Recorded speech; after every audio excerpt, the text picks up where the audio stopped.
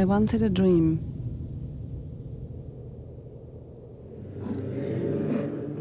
A dream that the truth of our lives would one day be revealed to me.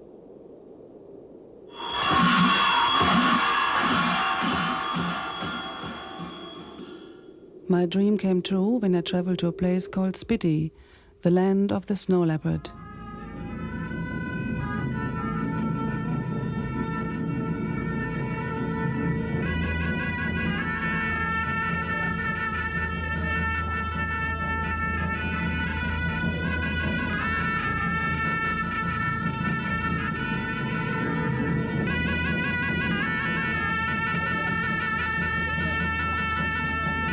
Truth, like the snow leopard, is seldom seen, but is always watching, waiting for the right moment to reveal itself.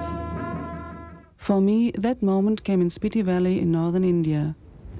For 1 month, in one summer, I sat quietly in a Buddhist monastery in this remote region of the world.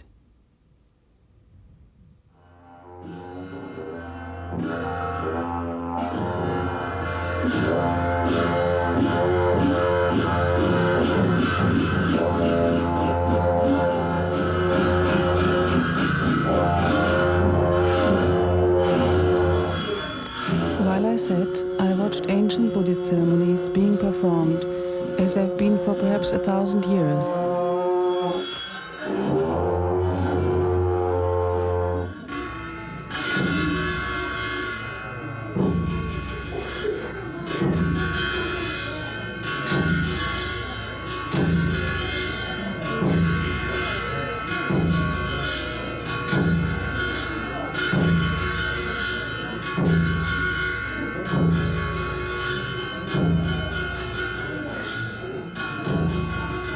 So much has changed in this world, even many of the traditional Buddhist rituals.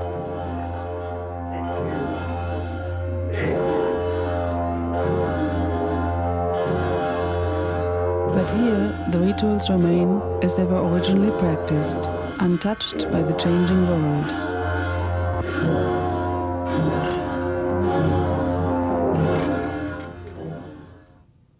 Never before had the monks allowed someone to take pictures of these ancient ceremonies. But our world is in such pain now. The monks want the world to know they are praying for a time of peace and compassion to spread around our earth. During a very special 2-week ceremony and celebration, I was allowed to videotape and photograph their prayers and creation of a mandala for peace. It was then that the truth, the only real treasure of the universe, revealed itself.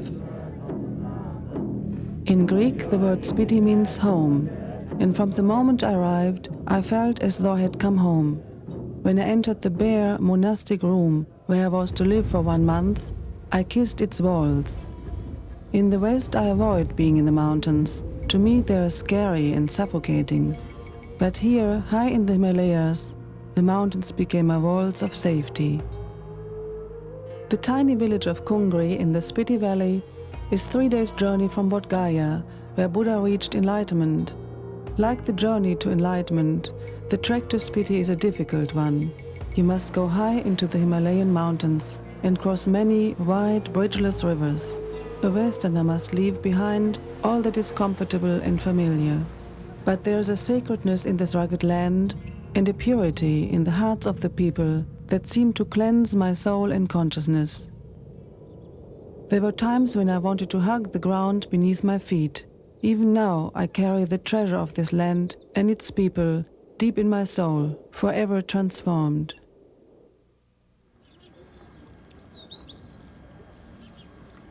The sky over Spiti Valley looks down on a tiny community of people where there are no more than a few dozen houses and 3 very old Buddhist monasteries.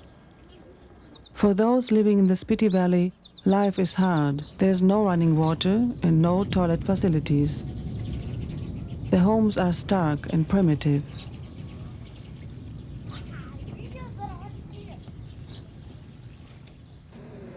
During the 9-month winter, the people must live underground to escape the bitter cold and snow.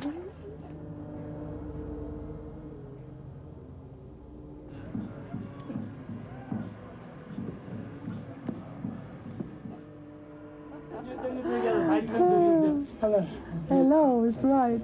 Oh. With this yogurt, no chemical, it's pure, natural.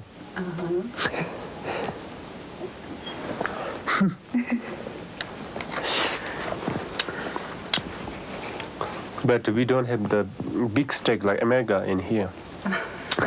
We are poor. In the spring and summer, the valley rewards its inhabitants with vivid blue skies, countless rainbows, and glorious wild flowers. In a sweet connection for me, these were many of the same flowers I remember from my childhood in my native Westphalia in Germany. I was drawn to Spiti through work I was doing to raise money for an orphanage and new monastery there.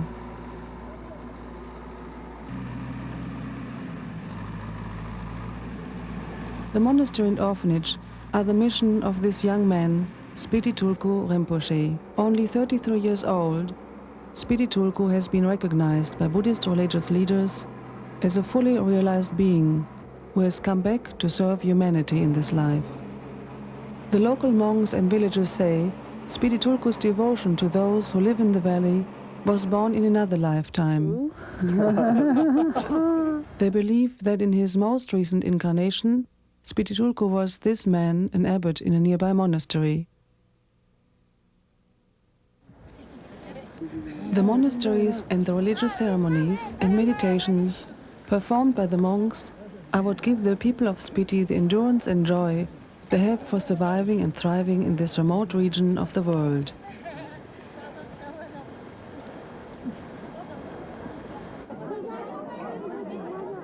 But the three monasteries there now are old.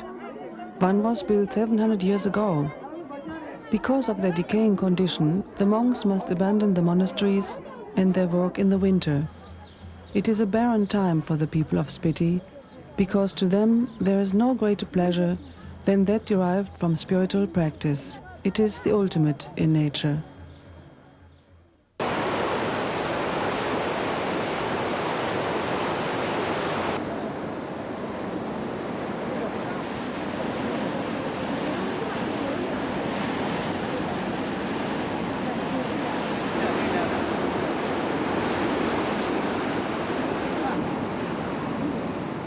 Because of this, Spiti Tulku has dedicated himself to building a new monastery and school in Kungri, where the monks may meditate, practice traditional ceremonies, teach the children in the community, and work among the people year-round. With that will also come an orphanage and home for the elderly in need, something the valley does not now have.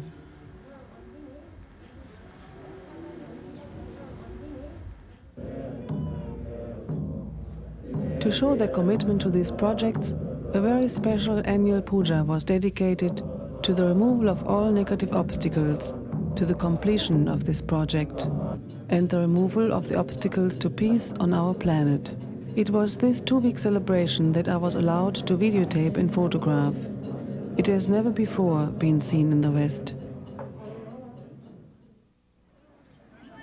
All the lamas and villagers from the neighboring valleys come to this celebration in Kungri.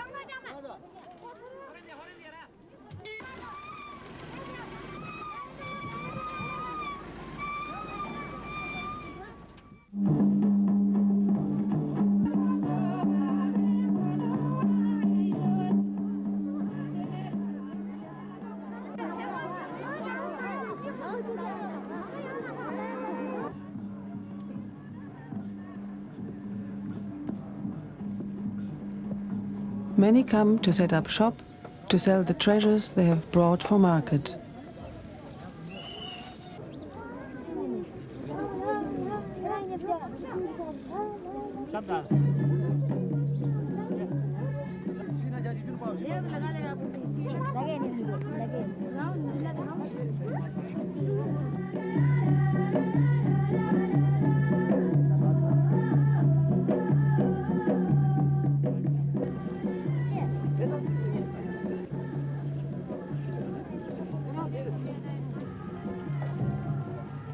The puja begins with the creation of a mandala, an intricate architecture-like drawing of a monastery done in a colorful arrangement of sand. The drawing appears three-dimensional.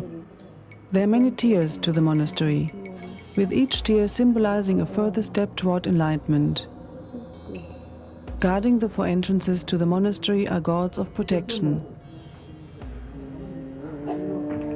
For 72 hours straight, the young lamas of the monastery create the mandala from an ancient design dedicated to the removal of negative obstacles to peace in the world and the regeneration of positive energy. Once completed, a special ribbon connects the mandala to a dorji, a sacred object.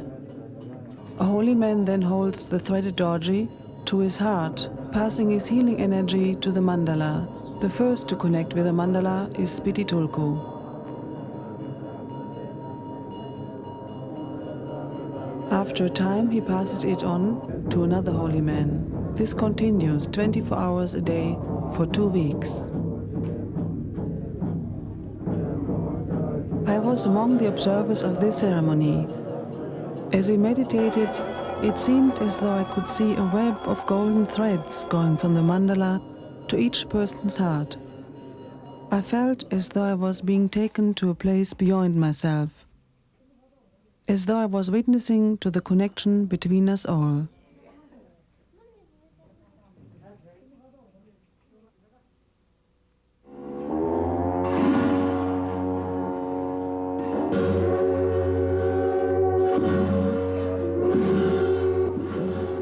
These meditations are so vibrant and intense, and the dedication to the ancient Buddhist traditions so real, that Spiti is believed by many to be a power center for clearing the negative energy of the world.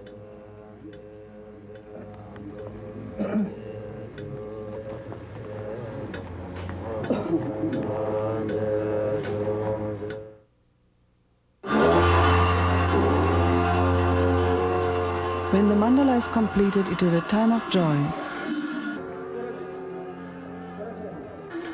Honoring the rituals as they were originally conceived, villagers, visitors and monks walk around the building housing the mandala, giving it their blessing and rejoicing. The celebration is spirited and colorful, and always centered on shattering the negative aspects of ourselves that create the pain in this world.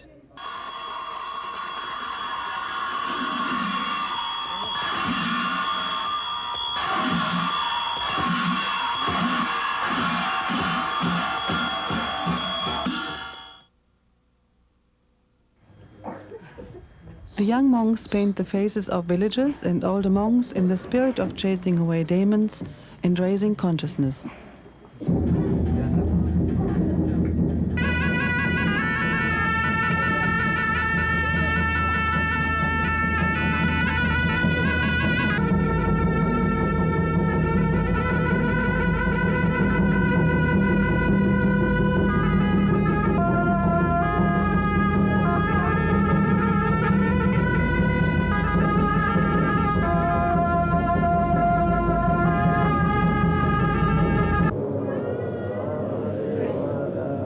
It is important to Spiti Tulku and the monks that the healing energy created in these 2 weeks stays with the villagers throughout the year.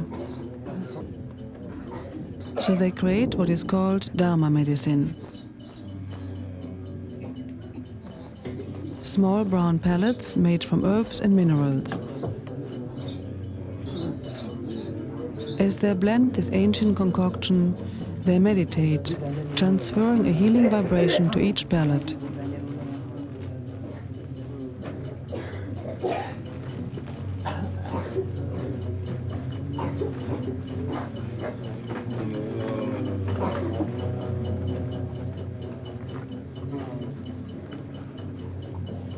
Each villager will be given a supply for the coming year.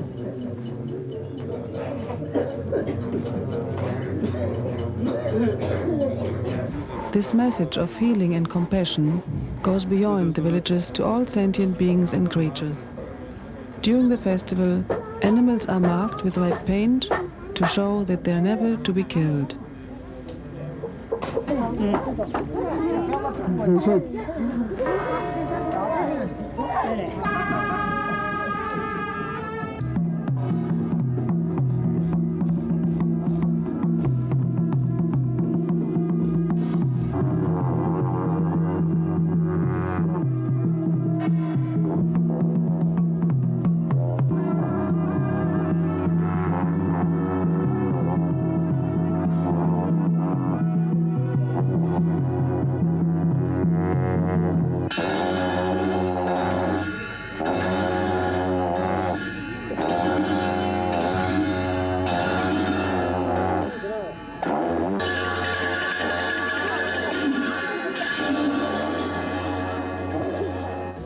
Every action in these 2 weeks is meant to heal.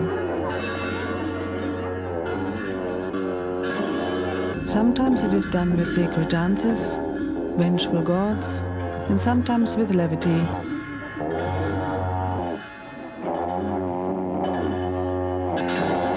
But such seriousness is not all that these ceremonies are about.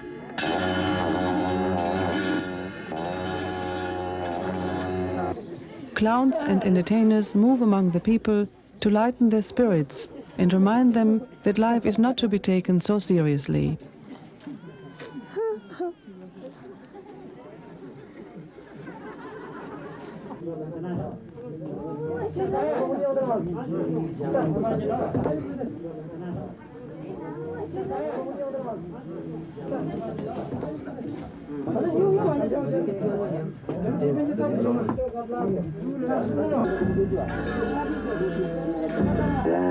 They don wrathful masks or take on the form of a tiger in dances, believed to protect all of us from negative demons.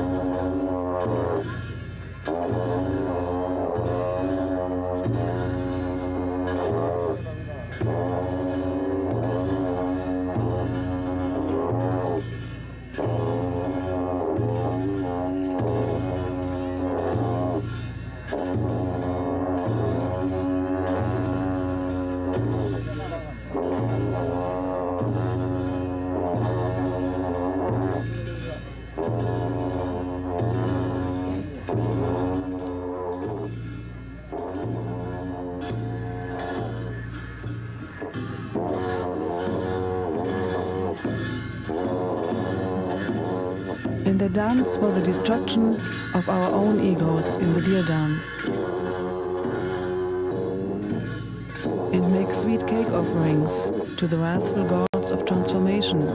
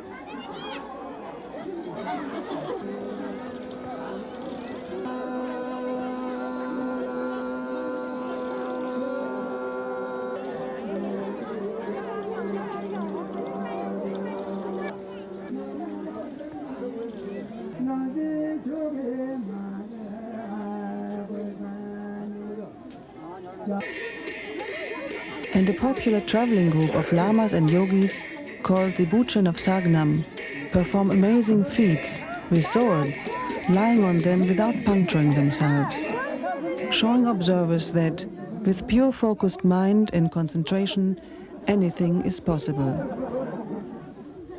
Yeah, good.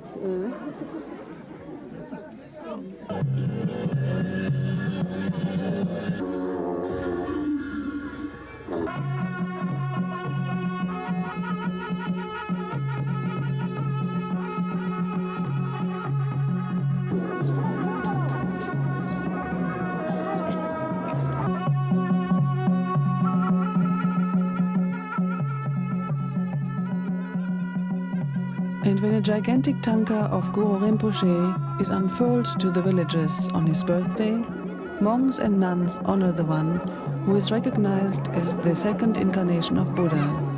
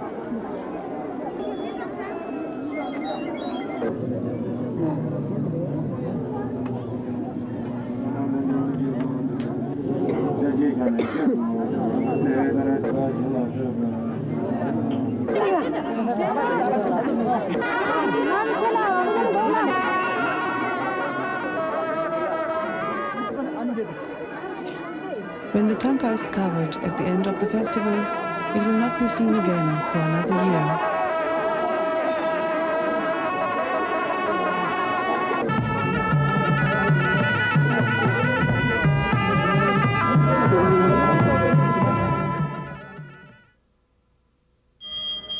You could say something about the wheel. It is sad to see the festival end.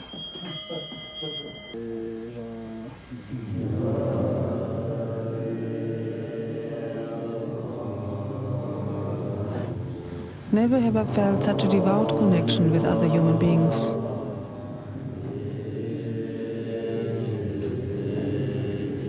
As we sit with our lighted buttercups in the final ceremony, embraced by the darkness of the night, I feel the connections begin to dissolve.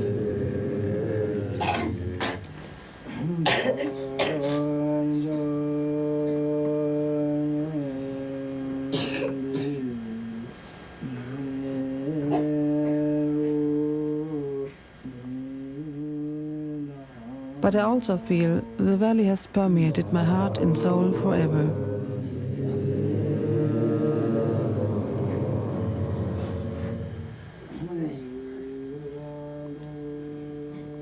The remainder of my stay in Spiti is spent absorbing the harmonic vibrations of the Tibetan sounds.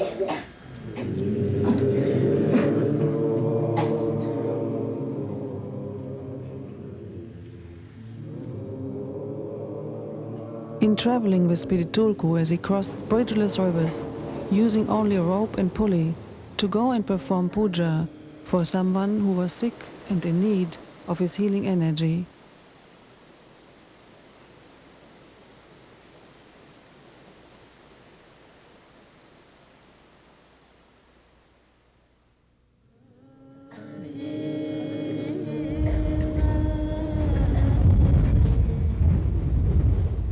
And lying on the ground, listening to the sounds of the valley and remembering the strange and wonderful rituals that had swelled in me a tremendous need to serve others and surrender to that higher consciousness.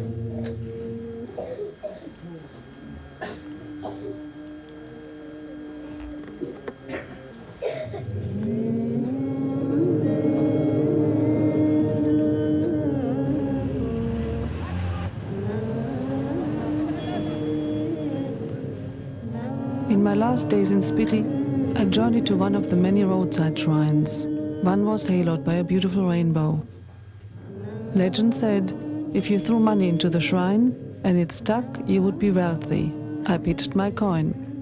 In that moment, as the coin traveled through the air, I suddenly understood there is an everlasting truth that is unchanging as time passes. To realize it is the purpose of life.